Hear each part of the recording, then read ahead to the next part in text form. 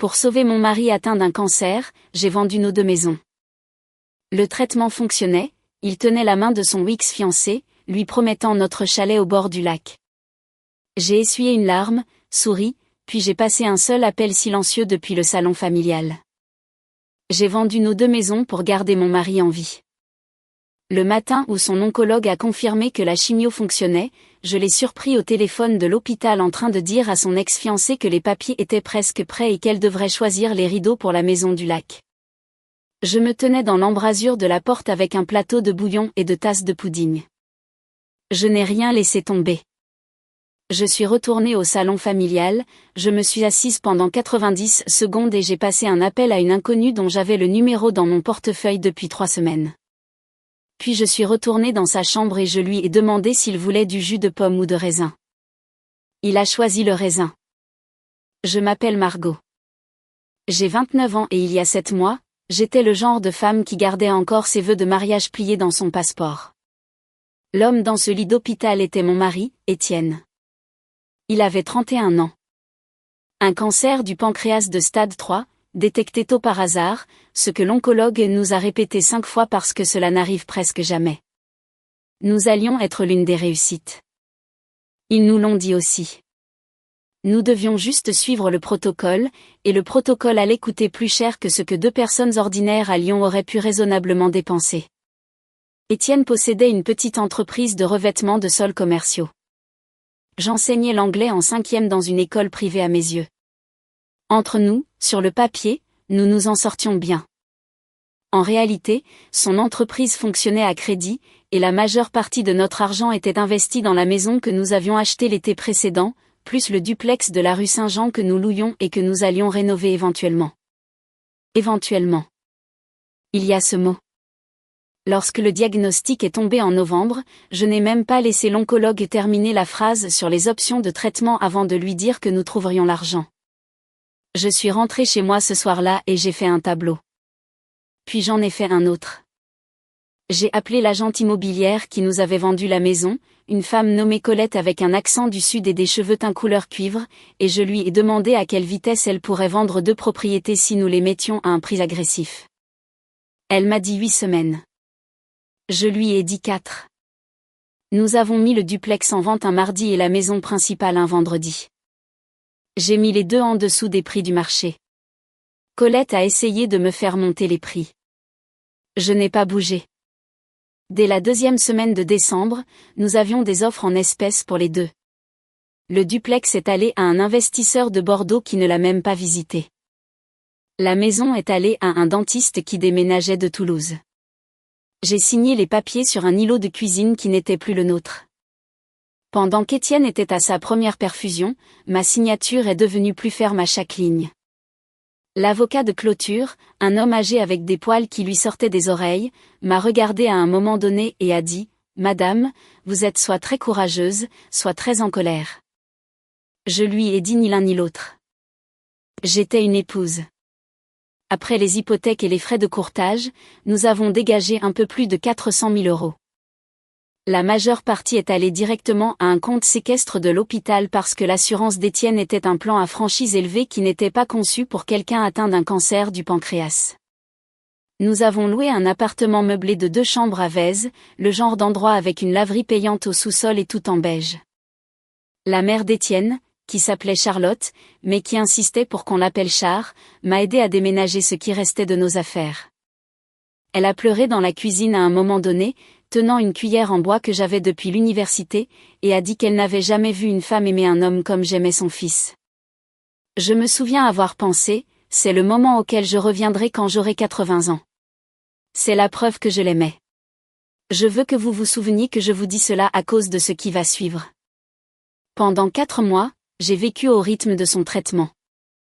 J'ai travaillé à mi-temps quand je pouvais, j'ai pris des congés sans solde quand je ne pouvais pas, et j'ai dormi dans un fauteuil inclinable dans sa chambre d'hôpital quand son nombre de globules blancs chutait. J'ai appris à rincer un cathéter.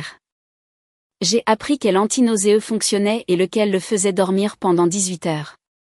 J'ai appris les noms de toutes les infirmières de nuit du service d'oncologie de l'hôpital de la Croix-Rousse et laquelle d'entre elles, une femme nommée Taï, me procurait en douce du vrai café du salon des médecins à 3 heures du matin. J'ai perdu 5 kilos sans m'en rendre compte. Ma belle-mère m'apportait une cocotte tous les dimanches et a cessé de demander si je mangeais. La réponse d'Étienne au traitement était, selon les propres mots de l'oncologue, miraculeuse. La tumeur rétrécissait. Ses marqueurs diminuaient. En mars, il parlait de lui comme un candidat à la procédure de Whipple. Et après cela, probablement un bilan de santé parfait dans l'année. J'ai pleuré dans le parking quand elle me l'a dit. J'ai pleuré si fort qu'un agent de sécurité a frappé à ma fenêtre pour s'assurer que je ne faisais pas une crise de nerfs.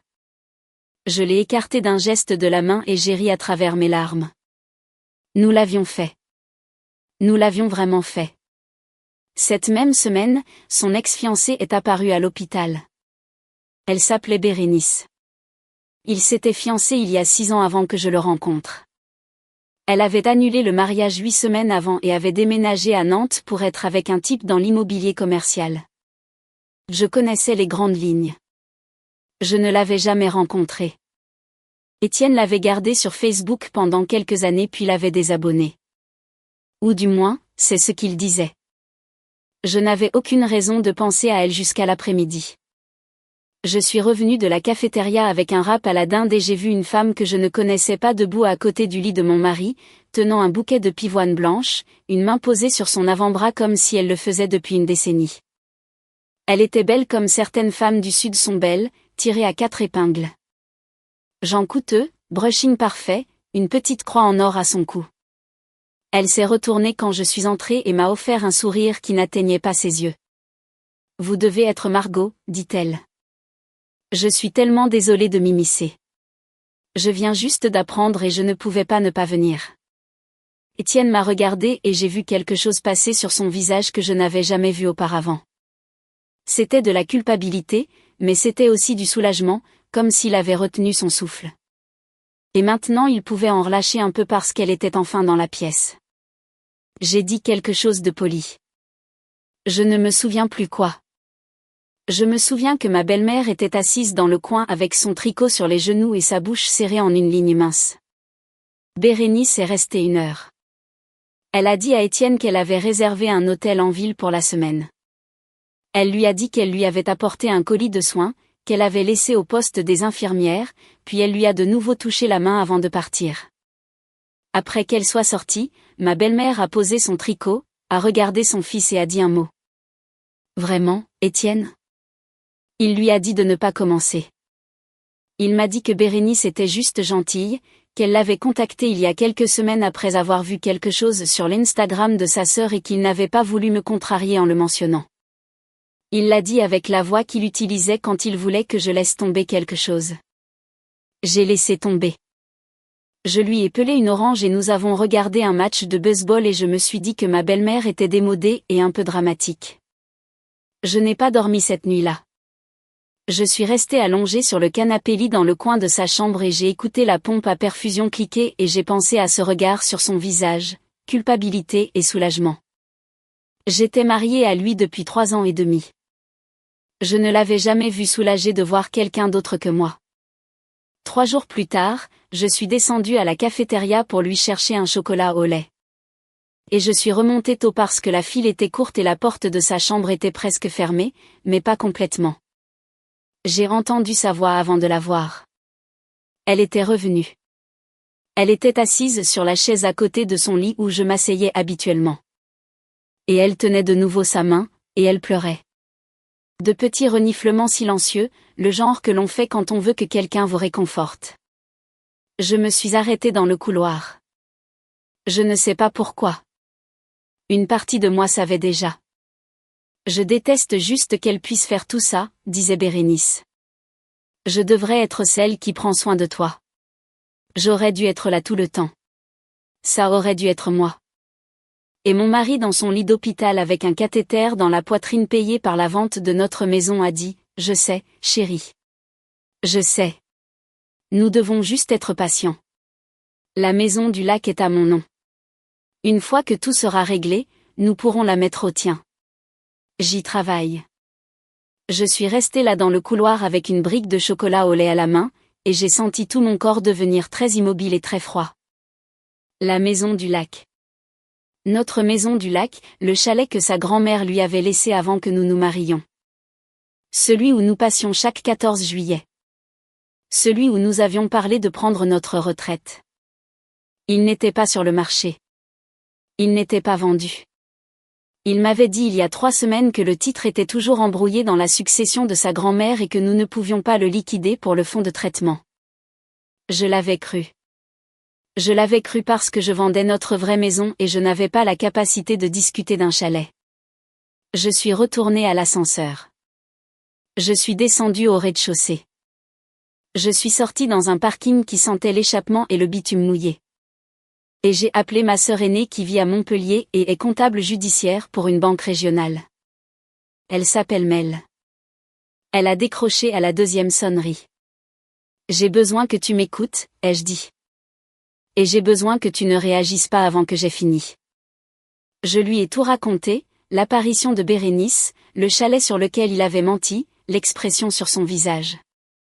Mel est restée silencieuse pendant un long moment après que j'ai arrêté de parler. Puis elle a dit, « Ma, tu dois supposer qu'il planifie quelque chose depuis un certain temps. Les gens ne font pas ce genre de coup à froid. » Il a le cancer, ai-je dit. Chérie, a-t-elle dit. Il avait le cancer quand tu vendais les maisons. Il a toujours le cancer maintenant. Le cancer ne rend pas une personne honnête. Cela lui donne juste une date limite. Je suis restée dans le parking pendant 40 minutes supplémentaires. Puis je suis remontée, je suis entrée dans la chambre, et j'ai vu que Bérénice était partie. Étienne regardait l'équipe. Il m'a souri et m'a demandé si j'avais pleuré. J'ai dit que je venais de parler à ma mère et que le chat était malade. Nous n'avons pas de chat. Il n'a rien remarqué. Cette nuit-là, après qu'il se soit endormi, j'ai déverrouillé son téléphone avec l'empreinte digitale que j'avais enregistrée l'année dernière quand il m'avait demandé de le configurer pour lui. Il y avait un dossier sur son écran d'accueil intitulé « Reçu ». Je l'ai ouvert. C'était une application que je ne reconnaissais pas, un service de messagerie cryptée. Il demandait un mot de passe séparé. J'ai essayé sa date d'anniversaire. J'ai essayé la mienne. J'ai essayé notre anniversaire.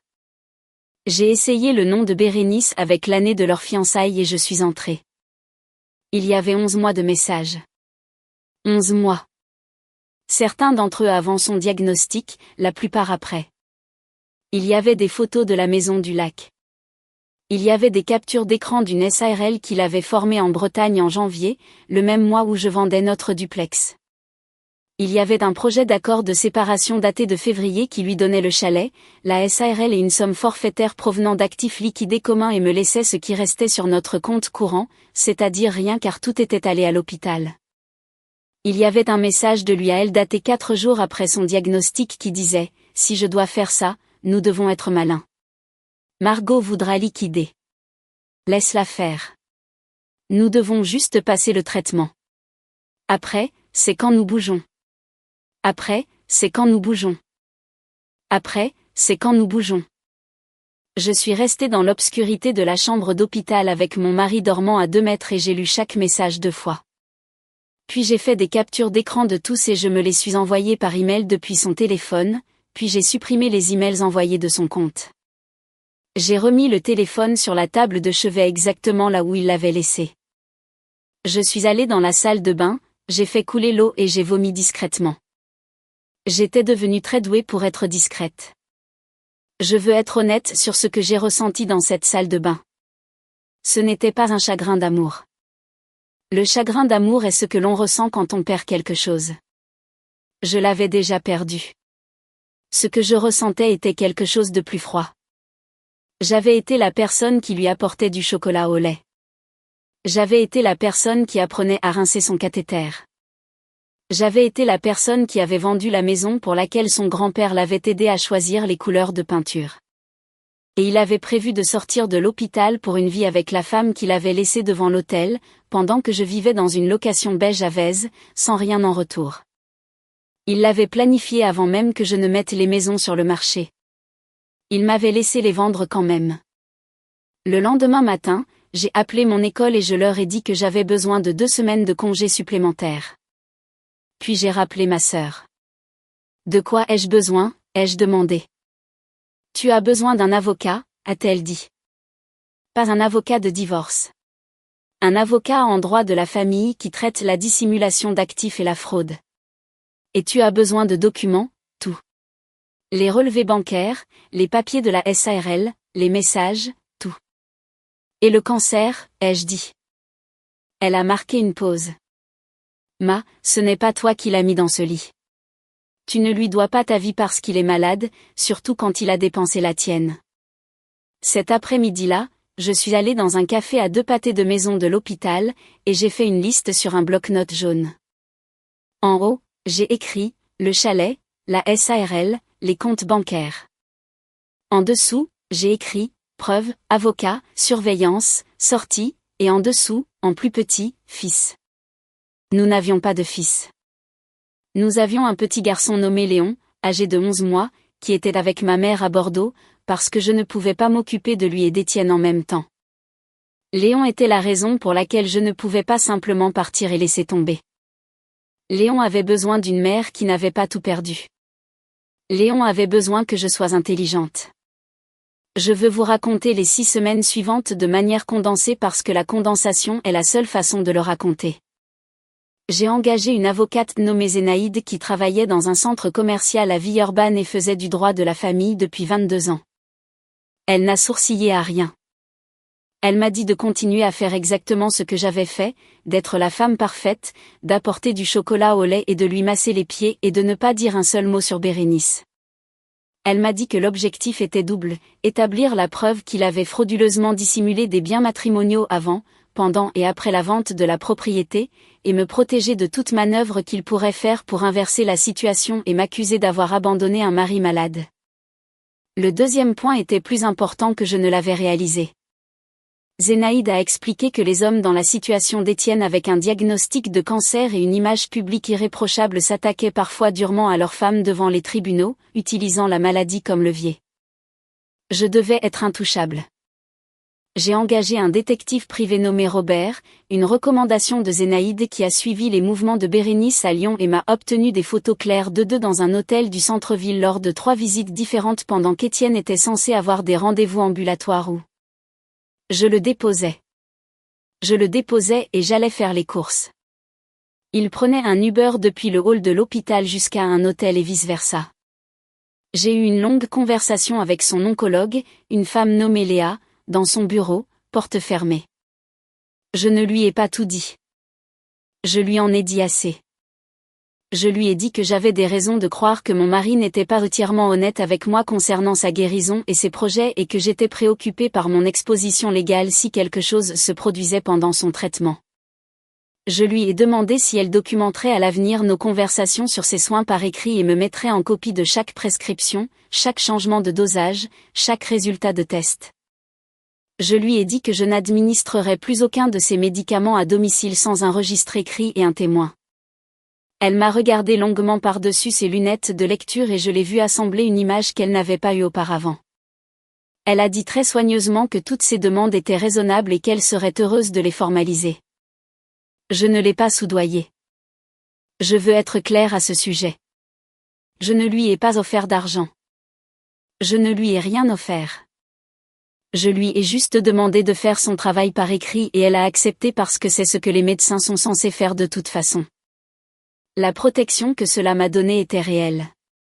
Tout ce qui arrivait à Étienne à partir de ce moment-là, absolument tout, serait sur un dossier, signé par son oncologue, daté et horodaté. S'il arrêtait de prendre une pilule, il serait documenté qu'il l'avait choisie. S'il développait une complication, il serait documenté quand et comment. Je n'allais pas être la femme à blâmer pour la mort de son mari parce qu'elle avait été la seule dans la pièce. Je veux vous raconter une soirée en particulier. C'était la 2e semaine d'avril, et Étienne était rentré de son dernier séjour à l'hôpital depuis 4 jours. Il était assis sur le canapé de notre location, regardant un match de basket, et il m'a demandé de lui apporter ses médicaments du soir. Je les ai apportés sur une petite assiette avec un verre d'eau et je me suis assise sur la chaise en face de lui, mon téléphone sur les genoux, enregistrant une vidéo. J'enregistrais une vidéo de chaque administration de médicaments depuis 9 jours. Il ne le savait pas. Il a regardé les pilules. Il m'a regardé. Il a dit, tu sais, parfois je pense à ne pas les prendre. Pourquoi, ai-je dit. Il a haussé les épaules. Je ne sais pas. Je suis fatigué. Je veux en finir. J'ai dit, le docteur Léa a été très clair sur le fait que tu dois suivre le protocole même si tu te sens mieux. Il a souri un peu. Que ferais-tu si j'arrêtais? Je l'ai regardé. Mon mari, le père de mon fils, l'homme qui avait promis de prendre soin de moi devant 93 personnes. Il me testait. Il voulait voir ce que mon visage ferait. J'ai dit, je serais dévastée, mais c'est ton corps et ton traitement. Tu devrais en parler au docteur Léa. Je voudrais qu'elle soit impliquée. Il a pris les pilules. Il n'en a plus parlé. Cette nuit-là, je suis allée dans la salle de bain et j'ai envoyé la vidéo par email à Zénaïde et à ma sœur. La ligne d'objet était, horodatage 20h47, mardi 16 avril. Je faisais cela tous les jours, parfois 2 fois par jour. J'ai construit une trace écrite assez épaisse pour étouffer une chèvre, comme disait mon grand-père. Ce que je veux que vous compreniez, c'est que je ne l'ai jamais confronté. Pas une seule fois. Je ne lui ai jamais dit que je savais pour Bérénice. Je ne lui ai jamais dit que j'avais vu les messages. Je ne lui ai jamais posé de questions sur le chalet. Je l'ai laissé penser que j'étais la même femme que j'étais en janvier. Aveugle et reconnaissante et en deuil à l'avance. Plus je le laissais penser cela, plus il se donnait de corde.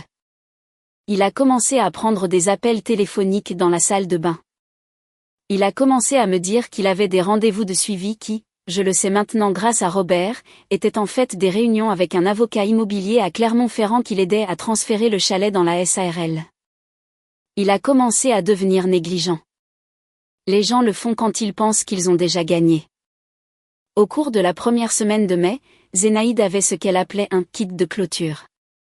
Les messages cryptés, les documents de la SARL, les relevés bancaires montrant qu'il avait acheminé des paiements de l'entreprise de revêtement de sol vers un compte à son seul nom pendant 16 mois, les photos de Robert, la documentation médicale de Léa. Et une déclaration sous serment de ma belle-mère selon laquelle elle avait été témoin de la présence de Bérénice dans sa chambre d'hôpital et avait entendu son fils me mentir sur qui elle était. Ma belle-mère était venue à la location 3 semaines plus tôt, s'était assise à ma table de cuisine et m'avait dit qu'elle savait que quelque chose n'allait pas depuis le premier bouquet de pivoine. Elle avait engagé son propre avocat. Elle ne voulait aucune part dans ce que son fils faisait. Elle m'a dit que Léon méritait mieux, et moi aussi, et qu'elle témoignerait de tout ce dont j'avais besoin. J'ai pleuré à la table de la cuisine pour la première fois depuis 2 mois. Elle m'a tenu la main et n'a rien dit. Le jour où nous avons déposé le dossier était un mercredi.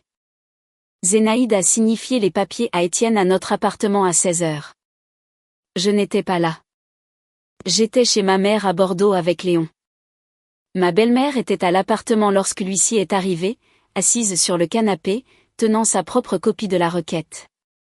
Étienne m'a appelé 11 fois au cours de la première heure. Je n'ai pas décroché. Il a laissé des messages vocaux. Il a commencé le premier en me disant qu'il m'aimait. Au 3e, il pleurait. Au 7e, il était furieux. Au 9e, il menaçait de dire aux gens que je l'avais abandonné pendant le traitement du cancer. Au 11e, il avait compris que sa mère était déjà de mon côté, et il suppliait. Je les ai tous écoutés une fois sur haut-parleur dans la cuisine de ma mère avec Zénaïde au bout du fil. Elle m'a dit de tous les enregistrer et de ne pas répondre. Je les ai tous enregistrés et je n'ai pas répondu. Le règlement a pris 4 mois. Bérénice, lorsqu'elle a été interrogée, s'est immédiatement effondrée. Elle a remis ses propres copies des messages, y compris certains qu'Étienne avait supprimés, en échange de ne pas être nommé dans les réclamations connexes. Le chalet est revenu dans le patrimoine matrimonial. La SARL a été dissoute. L'argent qu'il avait siphonné de l'entreprise de revêtement de sol a été comptabilisé et partagé. J'ai fini avec le chalet, 68% des actifs matrimoniaux restants, la garde physique totale de Léon, et une ordonnance de pension alimentaire que l'avocat d'Étienne n'a même pas essayé de contester. Parce que l'alternative était une allégation de fraude que Zénaïde avait été très clair que nous étions prêts à déposer s'il nous y forçait. Le cancer d'Étienne n'est pas revenu, au cas où vous vous poseriez la question. L'opération de Whipple a été un succès. Il s'est complètement rétabli. La dernière fois que j'ai entendu parler de lui, il avait déménagé à Nantes. Bérénice n'a pas déménagé avec lui. Je ne sais pas ce qui s'est passé là-bas. Je ne demande pas. Je veux vous raconter la dernière partie parce que c'est celle à laquelle je pense le plus. J'ai vendu le chalet 2 mois après la finalisation du divorce. Il est allé à un couple de retraités de Suisse qui voulaient un endroit pour leurs petits-enfants. J'ai utilisé l'argent pour acheter une petite maison à Annecy, avec une cour pour Léon et un porche qui reçoit la lumière du matin. J'ai recommencé à enseigner à l'automne. J'ai continué à voir le thérapeute que Zénaïde m'avait recommandé. J'ai recommencé à courir, lentement autour du pâté de maison au début, puis plus loin. Ma belle-mère Char vient dîner tous les 2 dimanches. C'est la seule constante de cette vie que j'ai gardée volontairement. Il y a quelques mois, j'étais à une réunion parents-professeurs pour l'un de mes élèves et le père, un homme de mon âge, m'a demandé depuis combien de temps j'enseignais. Nous avons fait la conversation. À un moment donné, il a dit, « Vous avez l'air d'avoir traversé des épreuves. » J'ai dit, « Oui. » Il a dit, « Mais vous en êtes sorti. » J'ai réfléchi à cela pendant 1 minute. J'ai pensé à la femme dans le parking qui pleurait parce qu'elle pensait avoir sauvé la vie de son mari. J'ai pensé à la femme dans la salle de bain de l'hôpital avec un téléphone plein de captures d'écran. J'ai pensé à la femme qui était assise dans la voiture de sa sœur, la main tremblante, signant une demande de divorce. J'ai dit, je suis sorti par un côté différent. Je ne suis pas sûr que ce soit l'autre. Il a hoché la tête comme s'il comprenait. Peut-être qu'il comprenait. Je ne raconte pas souvent cette histoire. Je l'ai évidemment racontée à ma sœur, à ma mère et à Char et Zénaïde qui savaient déjà. Je l'ai racontée à mon thérapeute. Je l'ai racontée à une amie de l'université qui avait vécu sa propre version avec des détails différents. Et maintenant je vous la raconte parce que quelque part, il y a une femme qui apporte du chocolat au lait à un homme qui planifie le reste de sa vie sans elle. Et je veux qu'elle sache 2 choses. La première chose est que les signes sont réels. Ce regard que vous ne pouvez pas nommer sur son visage quand quelqu'un d'autre entre dans la pièce. L'appel téléphonique qui se termine à la seconde où vous entrez. L'actif qu'il vous dit trop compliqué à vendre. L'ex-fiancé avec les pivoines. Vous n'êtes pas folle. Vous n'inventez rien. Votre instinct est la seule chose que vous avez et à laquelle il ne peut pas mentir.